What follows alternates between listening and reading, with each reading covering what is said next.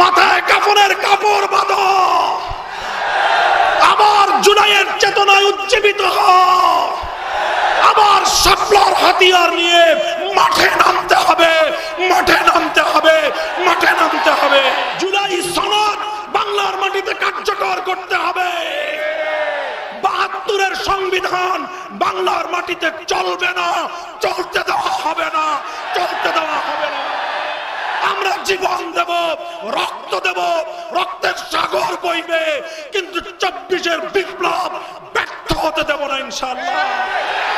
বাংলাদেশে আর সেই সকল স্বৈরাচারীদের ভাস্কর্য নামক মূর্তি স্থাপন হতে দেওয়া হবে না। হযরত পীর সাহেব হুজুর চরমনাই হাফিজাহুল্লাহ তাআলা ওয়া রাহ মঞ্চে উপস্থিত আছেন।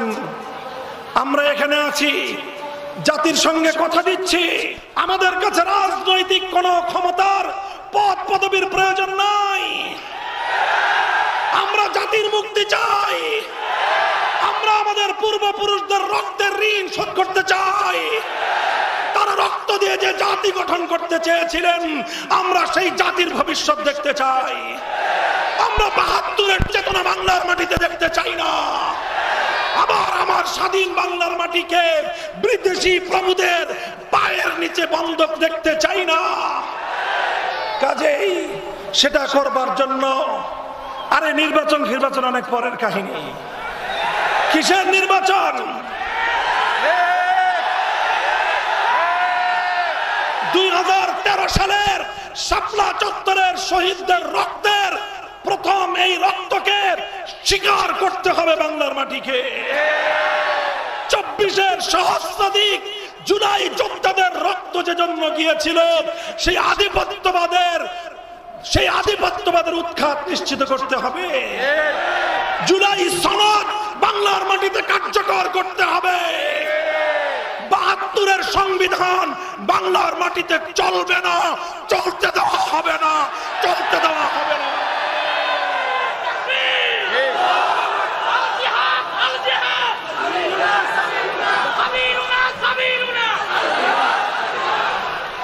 কাজেই আমি বাংলাদেশের সকল রাজনৈতিক পক্ষগুলোকে পরিষ্কার ভাষায় আমাদের বার্তা স্পষ্ট ভাষায় দিয়ে দিচ্ছি। ৭২ আর ২৪-এর যে সংঘাত, ওই সংঘাতে আমাদের আপোষ করার কোনো সুযোগ নাই। ২৪-এর রক্তের সঙ্গে গাদ্দারি করে যারা আবার ৭২-এর বাকশালী ব্যবস্থার দিকে ফিরে যেতে চান, আপনারা যদি শহীদ জিয়াউর রহমানের নাম মুখে উচ্চারণ করেন, তাহলে আপনাদের আর একবার উজু করা দরকার। কাদেরকে হুজুর মাসলা শিখান? নিজের পূর্বপুরুষদের, নিজের দলের পূর্বপুরুষদের আদর্শ থেকে আপনারা বিচ্যুত হয়ে এ জাতির সঙ্গে ধোঁকাবাজি করবার রাজনীতি বাংলার মানুষ সহ্য করবে না। এছাড়া আসেন, আমরা অন্য কোনো কিছু নিয়ে আপনাদের সঙ্গে টানা হেঁচড়া হবে না, কিন্তু ২৪-এর বিপ্লবের পরবর্তী বাংলাদেশে ৭২-এর সেই বাকশালী ব্যবস্থা বাস্তবায়ন করতে গেলে আমাদের বুকের উপর দিয়ে, আমাদের লাশের উপর দিয়ে করতে হবে। আমরা জীবন দেব, রক্ত দেব, রক্তের সাগর বইবে, কিন্তু ২৪-এর বিপ্লব ব্যর্থ হতে দেব না ইনশাআল্লাহ। বাংলাদেশে আর সেই সকল স্বৈরাচারীদের ভাস্কর্য নামক মূর্তি স্থাপন হতে দেওয়া হবে না।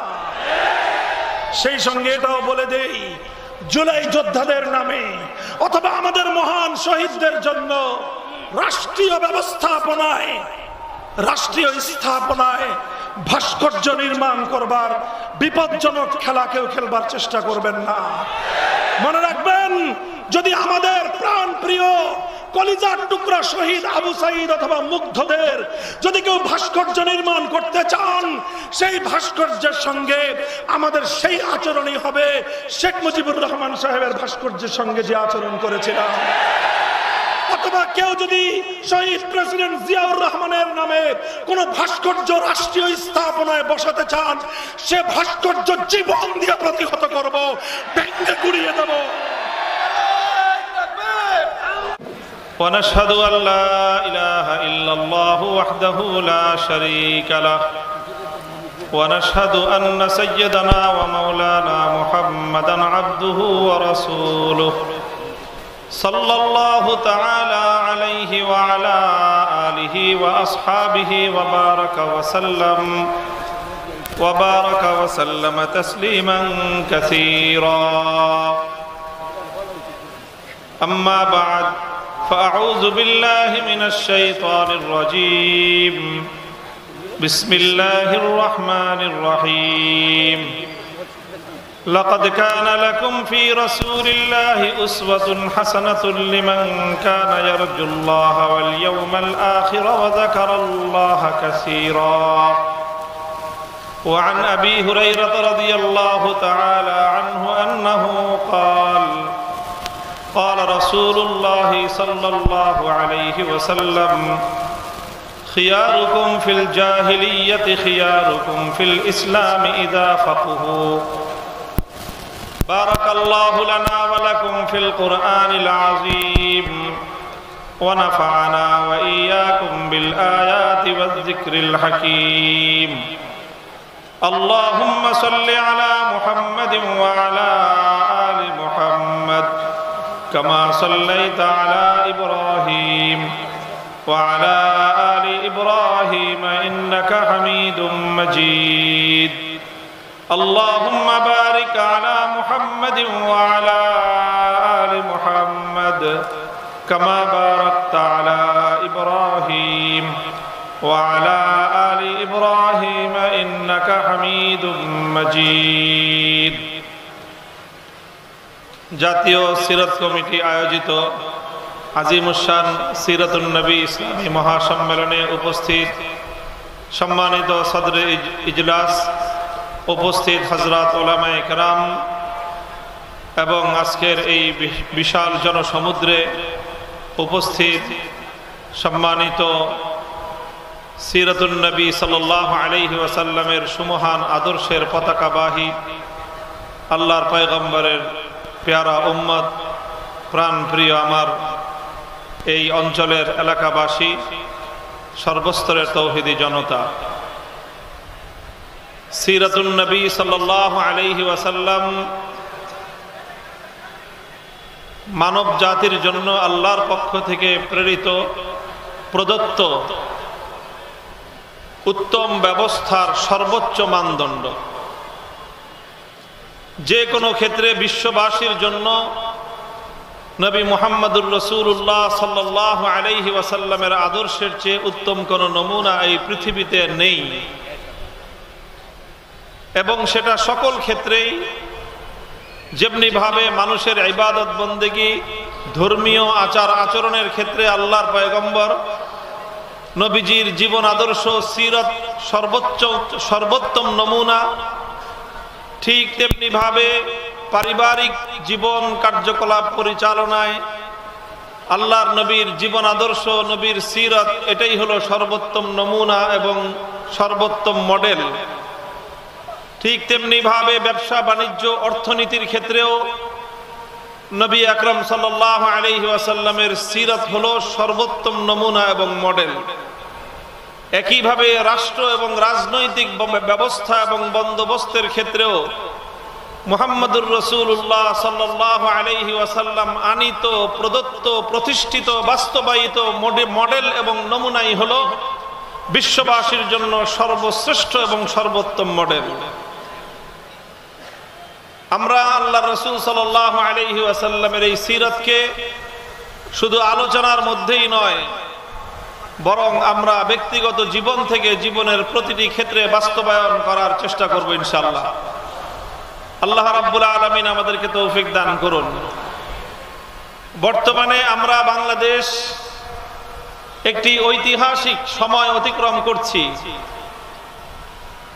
এই জাতির কপালে ভাগ্যে এরকম সময় শতাব্দীতে এক দুইবার আগমন করে, অতীতেও গিয়েছে, যেটাকে একটি জাতির টার্নিং পয়েন্ট বলা যেতে পারে। যে ওই সময়গুলোতে ইতিহাসের গুরুত্বপূর্ণ বাক বদলের মুহূর্তে জাতি যদি সঠিক সিদ্ধান্ত গ্রহণ করতে পারে, তাহলে সে জাতির ভবিষ্যৎ এবং তাদের আগামী প্রজন্ম কল্যাণ লাভ করে ধন্য হয়। আর ইতিহাসের বাঁক বদলের সময়ে জাতির কর্ণধার, জাতির নেতৃত্ব যদি সিদ্ধান্ত গ্রহণ করতে ভুল করে, তাহলে তার খেসারত শতাব্দী কাল পর্যন্ত গুনতে হয় গোটা জাতিকে। তাই আজ আমি ইতিহাসের এই ঐতিহাসিক বাঁক বদলের মুহূর্তে আমি আমার দৃষ্টিতে বর্তমান এই বাংলাদেশের শ্রেষ্ঠ সন্তানদেরকে লক্ষ্য করে আমি বলতে চাই এবং অত্যন্ত আস্থার সাথে বলতে চাই, যদি আমরা এই সময়ে আমাদের সঠিক কর্মপন্থা অবলম্বন করতে সক্ষম হই, নেতৃত্বের হাত যদি আমরা শক্ত হাতে ধারণ করতে সক্ষম হই, আগামীর বাংলাদেশ হবে ইসলামের বাংলাদেশ, আগামীর বাংলাদেশ হবে সিরাতুন নবীর বাংলাদেশ, আগামীর বাংলাদেশ হবে ইনশাআল্লাহ আল্লাহর নবীর আনিত রাজনৈতিক বন্দোবস্ত খেলাফতের বাংলাদেশ।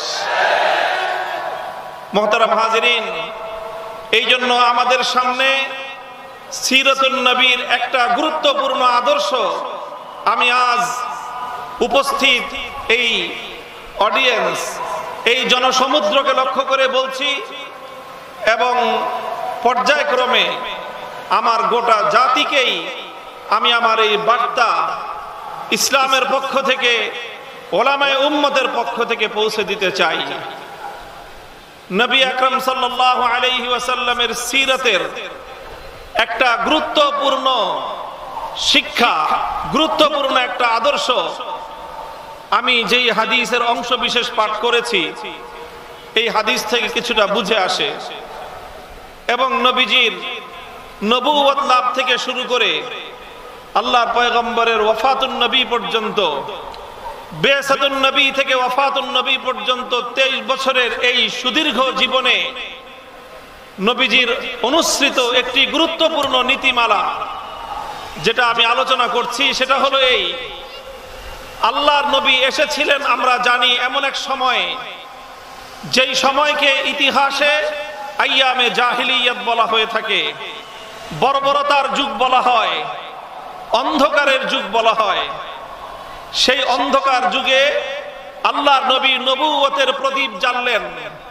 আল্লাহর পয়গম্বর আল্লাহর পক্ষ থেকে নাজিলকৃত মহাগ্রন্থ আলোকবর্তিকা আল কোরআনের আলো প্রজ্বলিত করার মধ্য দিয়ে জাহিলিয়াত এবং বর্বরতার সকল তিমির অন্ধকার তিনি দূরীভূত করলেন। গোটা বিশ্ববাসী যেই আলোয় উদ্ভাসিত হলো, আল্লাহর পয়গম্বরের সিরাত এবং কোরআনের আলোতেই সারা দুনিয়া সেই জাহিলিয়াতের অন্ধকার থেকে মুক্তি লাভ করেছিল।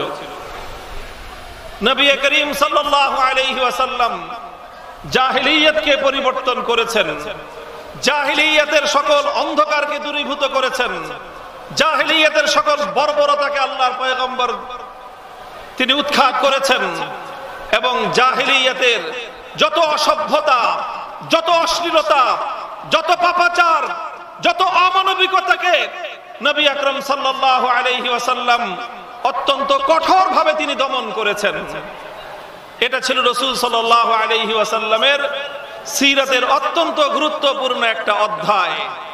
লক্ষ্য করেন এদিকে, এটা খুব গুরুত্বপূর্ণ বিষয় সিরাতের।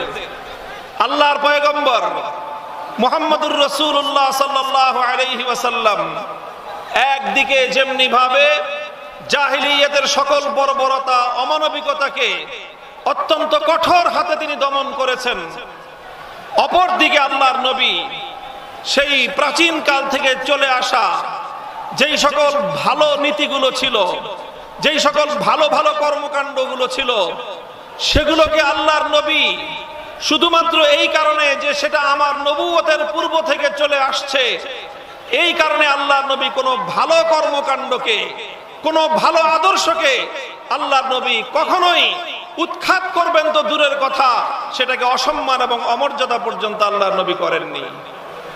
তাহলে আমরা দেখতে পাই নবীজির সিরাতের গুরুত্বপূর্ণ একটা অধ্যায় হলো যে আল্লাহর নবী প্রাচীন কাল থেকে চলে আসা প্রতিটি ভালো আদর্শকে তিনি শক্তিশালীভাবে সমাজে প্রতিষ্ঠিত করেছেন। কিন্তু প্রাচীন কালের প্রতিটি অসভ্যতা, বর্বরতা এবং অমানবিকতাকে আল্লাহর নবী নিজে তার সকল শক্তি দিয়ে তিনি উৎখাত করেছেন। আমি দৃষ্টান্ত হিসেবে এক দুটি কথা বলতে পারি। নবী আকরাম সাল্লাল্লাহু আলাইহি ওয়াসাল্লাম তিনি নবুয়ত লাভ করার আগে থেকে পবিত্র মক্কা নগরীতে বাইতুল্লাহর তাওয়াফের কার্যক্রম চলতো। আল্লাহর ঘরের তাওয়াফ করা উত্তম আদর্শ ছিল। আল্লাহর পয়গম্বর নবুয়ত লাভ করার আগে থেকেই মানুষ বাইতুল্লাহ শরীফে আগমনকারী হাজীদেরকে নানাভাবে আপ্যায়ন করাটাকে নিজেদের জন্য গৌরবের মনে করত। আল্লাহর নবী এটাকে আরো বেশি উৎসাহিত করেছেন। জমজমের পানি পান করানোর মধ্য দিয়ে হাজী সাহেবানদের তৃষ্ণা নিবারণ করা এটা একটা মানবিক কাজ ছিল। আল্লাহর নবী জমজমের পানি পান করানোর এই গৌরবোজ্জ্বল অধ্যায়কে এতটুকু ম্লান হতে দেননি, বরং তিনি জমজমের পানি পান করানোর এই গৌরবময় কার্যক্রমকে আরো বেশি ঊর্ধ্বে তুলে ধরেছেন। বাইতুল্লাহর চাবি বহন করা, বাইতুল্লাহর দরজার চাবি বহন করাটা সম্মানজনক একটা বিষয় বলে জাহিলিয়াতের যুগ থেকেই পরিচিত ছিল। আল্লাহর নবী জাহিলিয়াতের সেই চলে আসা সময় থেকে চলে আসা বাইতুল্লাহর ঘরের দরজার চাবি বহন করার এই মর্যাদাকে তিনি এতটুকু পর্যন্ত তিনি গুরুত্বহীন করেননি, বরং আল্লাহর নবী মক্কা বিজয়ের পরে উসমান ইবনে আবি তালহার হাতে এই চাবি দিয়ে, তার হাতে বাইতুল্লাহর চাবি উত্তোলন করে দিয়ে তুলে দিয়ে নবী বলেছিলেন, খালিদাতান তালিদাতান লা ইয়ানজিউহা মিনকুম ইল্লা যালিমুন। হে উসমান ইবনে আবি তালহা, আজ আমি তোমার হাতে এই পৃথিবীতে আল্লাহর ঘর বাইতুল্লাহর চাবি তথা মর্যাদার এবং গৌরবের এই প্রতীক তোমার হাতে তুলে দিলাম। তোমার পরে তোমার বংশধর এই চাবি বহন করবে। কোন অত্যাচারী জালেম ছাড়া কেউ তোমাদের হাত থেকে এই গৌরব এবং মর্যাদা কেড়ে নিতে পারবে না। আল্লাহর কোরআন আল্লাহর নবীর এই নীতিকে সমর্থন দিল। আল্লাহর কোরআন আল্লাহর নবীর এই নীতিকে সমর্থন দিল শুধু নয়, বরং এই নীতিকে আরো মজবুত করে বিশ্ববাসীর সামনে আল্লাহর নবীর এই অনুসৃত আদর্শকে অনুসরণীয় হিসেবে তুলে ধরে আল্লাহ কোরআনের আয়াত নাজিল করলেন, ইন্নাল্লাহা ইয়া'মুরুকুম আন তুআদ্দুল আমানাতি ইলা আহলিহা। আল্লাহ পাক রব্বুল আলামিন প্রতিটি আমানত যার যার প্রাপ্য যেটা সেটা তাকে বুঝিয়ে দেওয়াটাই এটা আল্লাহ পাকের নির্দেশ। আল্লাহর নবী জমজমের পানি পান করার দায়িত্ব পূর্ববর্তী দায়িত্বশীলের হাতে তুলে দিয়েছেন। আল্লাহ পাক বললেন, এটাই আপনি সঠিক কাজ করেছেন। আল্লাহর নবী বাইতুল্লাহর চাবি পূর্ববর্তী সেই উসমান ইবনে আবি তালহার হাতে তুলে দিলেন। আল্লাহর নবী বললেন, আল্লাহ বললেন যে এটাই আপনি সঠিক করেছেন। ভালো কাজগুলোকে সমাজের মধ্যে বাঁচিয়ে রাখতে হবে। জাহিলিয়াতের যুগ থেকে ভালো কাজ ছিল বলে, সেটা জাহিলি যুগের লোকেরা ভালো কাজটা করত বলে সেই ভালো কাজকে ইসলাম কোনোদিন অসম্মান করে নাই, অমর্যাদা করে নাই। কোন ভালোকে কোনোদিন ইসলাম দাফন করে না, বরং প্রতিটি ভালোকে ইসলাম উৎসাহিত করে। এটাই সিরাতুন নবী। ভালোকে উৎসাহিত করেছেন।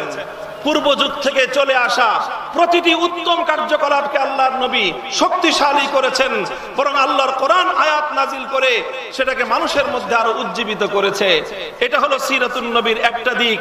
ঠিক তার বিপরীতে যে সকল অন্যায়গুলো ছিল, যে সকল খারাপ কাজগুলো ছিল, যেখানেই থাকুক না কেন, সেটা হোক সেটা নিজের পরিবারের মধ্যে, হোক সেটা নিজের আপনজনদের মধ্যে, হোক সেটা নিজের ভাইয়ের মধ্যে, হোক সেটা নিজের চাচার জীবনে, প্রতিটি বর্বরতা, প্রতিটি অন্যায়, প্রতিটি জুলুম শেকড় সূত্র আল্লাহর নবী উপরে ফেলেছেন।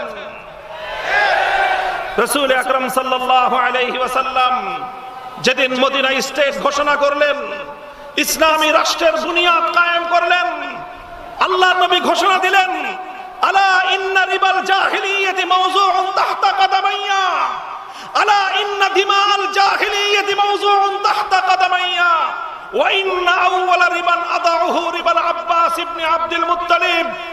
নবীজি বললেন, জাহিলিয়াতের যুগ থেকে সুদ নামক এক ভয়াবহ মানুষের রক্তচোষা এক অর্থনৈতিক কার্যকলাপ এবং রীতিনীতি পরিচালিত হয়ে আসছে।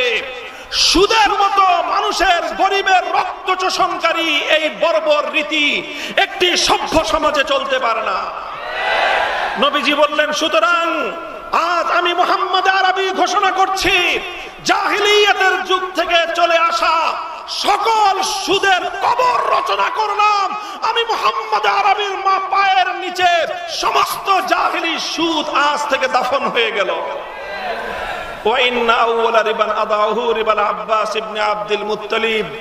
ইতিহাসের স্মরণীয় বাণী, নবীজি সর্বপ্রথম সেই সুদ মওকুফ করার কার্যক্রম অভিযান শুরু করলেন আরেকজনের ঘরের উপর দিয়ে নয়, বরং নিজের ঘরের ভিতর থেকে। নবীজি বললেন, আমার আপন চাচা আব্বাস বিন আব্দুল মুত্তালিব, যিনি আরবের অন্যতম বড় ব্যবসায়ী ছিলেন সুদের ভিত্তিতে, মানুষের কাছে বিপুল পরিমাণ অর্থ তার পাওনা ছিল, লগ্নি করা ছিল সুদের ভিত্তিতে, বিপুল পরিমাণ সুদ তিনি মানুষের কাছে পেতেন। নবীজি বললেন, আমার চাচা আব্বাসের পক্ষ থেকে আমি মুহাম্মদ আরবি দায়িত্ব নিয়ে ঘোষণা করছি, আমার চাচার সুদ কেউ পরিশোধ করবে না, শুধুমাত্র আমার চাচাকে মূলধন ফেরত দেবে, আর 1 টাকাও সুদ কেউ আমার চাচাকে দেবে না। এভাবেই সকল সুদকে আমি মওকুফ ঘোষণা করলাম। পূর্বকাল থেকে চলে আসা প্রতিটি বর্বর নীতি, প্রতিটি অসভ্য নীতি, প্রতিটি অমানবিক নীতি নবী আকরাম সাল্লাল্লাহু আলাইহি ওয়াসাল্লাম এভাবেই নির্মূল করেছেন। মুহতারাম হাজিরিন, তাহলে পূর্বের যুগ থেকে চলে আসা ভালো কাজগুলো সামনের দিনে অব্যাহত থাকবে। পূর্বের সময় থেকে চলে আসা ভালো আদর্শগুলো সমাজের মধ্যে উজ্জীবিত থাকবে, আরো বেশি উজ্জীবিত করা হবে, আরো বেশি উৎসাহিত করা হবে। কথা বলেন ঠিক কিনা? কিন্তু শুধু চলে আসছে বাপদাদার যুগ থেকে, পূর্বপুরুষদের যুগ থেকে চলে আসছে এই অজুহাতে কোন অসভ্যতা, কোন বর্বরতা, কোন অমানবিকতাকে মুসলিম সমাজ, মুহাম্মদুর রাসূলুল্লাহ সাল্লাল্লাহু আলাইহি ওয়াসাল্লামের অনুসারী সমাজ তারা এক মুহূর্তের জন্য বরদাস্ত করতে পারে না। আমি সিরাতুন নবীর এই মৌলিক দর্শনটি আপনাদের সামনে তুলে ধরলাম। আমি আশা করি আপনারা এই বিষয়টি হৃদয়ঙ্গম করবেন এবং এই বিষয়ে আপনারা যদি অধিকতর পড়াশোনা করেন, দীর্ঘ তালিকা পাবেন যে আল্লাহর নবী জাহেলিয়াতের যুগের কি কি কুপ্রথা তিনি শক্ত হাতে দমন করেছেন, আবার পূর্বের যুগ থেকে চলে আসা ভালো রীতিনীতিগুলোকে তিনি কিভাবে প্রমোট করেছেন, কিভাবে তিনি সেগুলোকে সমর্থন দিয়েছেন, শক্তি জুগিয়েছেন। আপনারা তার সুদীর্ঘ তালিকা পেয়ে যাবেন। আমি শুধুমাত্র দৃষ্টান্ত হিসেবে 2টি দৃষ্টান্ত উপস্থাপন করলাম এই কথা বোঝাবার জন্য যে আজ আমরা বাংলাদেশে ওই রকম ইতিহাসের এক বাক বদলের মুহূর্তে আমরা অবস্থান করছি। আমাদেরও নীতি হবে সেটাই। সিরাতুন নবীর মঞ্চ থেকে বলতে চাই, আল্লাহর পয়গম্বরের আদর্শ থেকে, সিরাতুন নবী থেকে আমরাও এটাই ধারণ করব। 24 জুলাই এবং আগস্ট বিপ্লবের মধ্য দিয়ে যে নতুন বাংলাদেশের যাত্রা শুরু হয়েছে, সেই বাংলাদেশে পূর্বের সময় থেকে চলে আসা প্রতিটি কল্যাণ, প্রতিটি ভালো এবং প্রতিটি উত্তম আদর্শকে আরো বেশি লালন করা হবে, উজ্জীবিত করা হবে।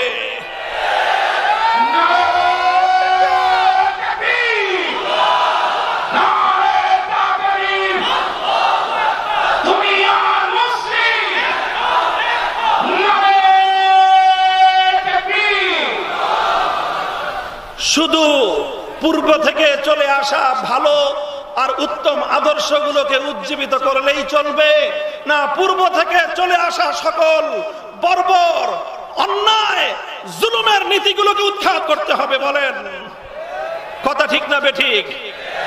আমরা আমাদের অবস্থান জাতির সামনে পরিষ্কার ঘোষণা করছি, প্রতিটি ভালোর সঙ্গে আমরা আছি, প্রতিটি মন্দের উৎখাতের যুদ্ধে আমরা প্রথম সারিতে আছি। বলবেন হুজুর পূর্ব থেকে ভালো কি কি চলে আসছে, সংক্ষিপ্ত চার্ট উল্লেখ করে দেই। পূর্ব থেকে চলে আসছে ভালো। 1905 সালে এই পূর্ববঙ্গের মুসলমানদের ইসলামী চেতনা, মুসলিম জাতিসত্তার উত্থান এবং উন্নয়নের জন্য এই পশ্চিমবঙ্গের আধিপত্য খর্ব করে, দাদা বাবুদের আধিপত্য, তাদের প্রভুত্বকে খর্ব করে মুসলমানরা যেন তাদের পায়ের উপর দাঁড়িয়ে নিজেরা স্বাধীন জাতিসত্তা গঠন করতে পারে, সেই জন্য 1905 সালে বঙ্গভঙ্গ করা হয়েছিল, আমরা সেই বঙ্গভঙ্গের চেতনাকে সামনের দিনে অব্যাহত রাখতে চাই। আমরা বলতে চাই আমার সোনার বাংলাদেশ আর কোনদিন দাদা বাবুদের গোলামে পরিণত হবে না।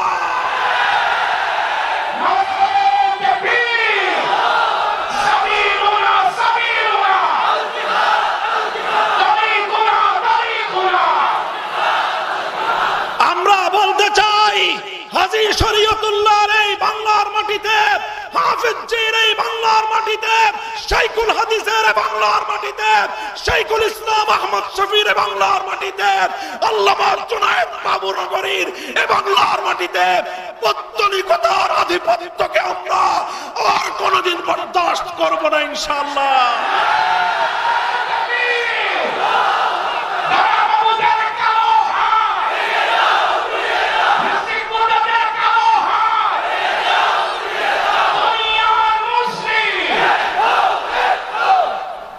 এটা হলো 1905 সালে যে কল্যাণের ধারার সূচনা হয়েছিল।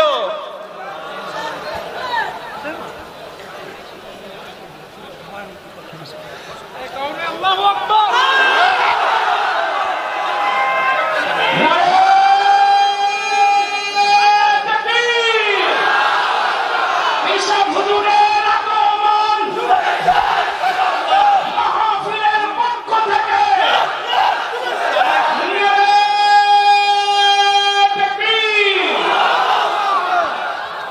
আমাদের পূর্বপুরুষরা যেভাবে একটি স্বাধীন মুসলিম জাতিসত্তার উত্থানের লক্ষ্যে কলকাতার দাদা বাবুদের আধিপত্যকে খর্ব করার জন্য সংগ্রাম করে, লড়াই করে এই পূর্ববঙ্গের মুসলমানদের উত্থানের জন্য যেই কল্যাণের ধারা সূচনা করেছিলেন, আগামী দিনেও সেই ধারা আরো শক্তিশালী হবে। তাই বাংলার মুসলমানেরা বঙ্গভঙ্গ রোধ করার জন্য সাম্প্রদায়িক অপশক্তির মূল হোতা রবীন্দ্রনাথ ঠাকুরদের মতো সাম্প্রদায়িক এই সকল অপশক্তির গুণকীর্তন বাংলাদেশের মানুষ ভালো চোখে দেখবে না।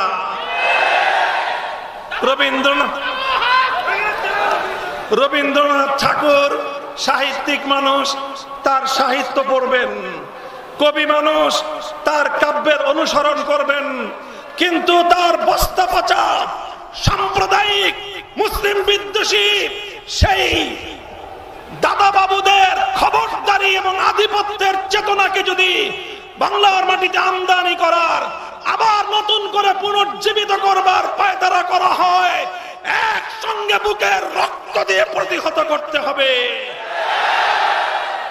এক নম্বর কথা, 1905 সালের বঙ্গভঙ্গের সেই চেতনাকে আবার আগামীর বাংলাদেশে পুনর্জীবিত রাখতে হবে।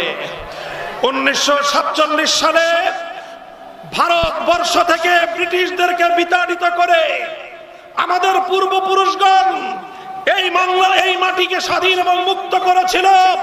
সেই মুক্ত স্বাধীন মাটিতে সর্বপ্রথম ব্রিটিশ বিতাড়নের বিজয়ের ওই শুভক্ষণে ব্রিটিশ বিরোধী 190 বছরের স্বাধিকার আন্দোলনের বিজয়ের উদযাপনের সময় স্বাধীনতার পতাকা উত্তোলন করেছিলেন আমাদের পূর্বপুরুষ, আমার দাদা ওস্তাদ আল্লামা জাফর আহমদ উসমানী রহমতুল্লাহ আলাইহি। কাজী আলেম সমাজ যেভাবে 190 বছর পর্যন্ত ব্রিটিশের বিরুদ্ধে, আধিপত্যবাদী শক্তির বিরুদ্ধে লড়াই করে যেই জাতিসত্তা গঠন করে দিয়ে গিয়েছেন, যে আমানত আমাদের কাছে রেখে গিয়েছেন পূর্বপুরুষদের পক্ষ থেকে প্রদত্ত, সেই আমানতকে রক্ষা করার জন্য জান কোরবান করতে হবে, জানের বাজি লাগাতে হবে। প্রস্তুত থাকবো তো?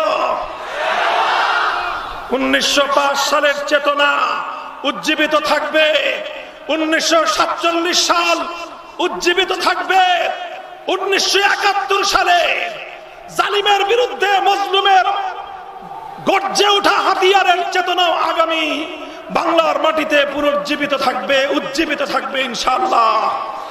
71-এর চেতনা জালিমের বিরুদ্ধে মজলুমের লড়াই, 71-এর চেতনা বৈষম্যের বিরুদ্ধে লড়াই, একাত্তরের চেতনা সমস্ত আম্বিয়া কেরামের আগমনের যে মৌলিক চেতনা ছিল সেটা হলো দুনিয়া থেকে সকল জুলুম এবং বেইনসাফি, সকল বৈষম্যকে উৎখাত করে ইনসাফ কায়েম করা, সেটাই ছিল একাত্তরের চেতনা।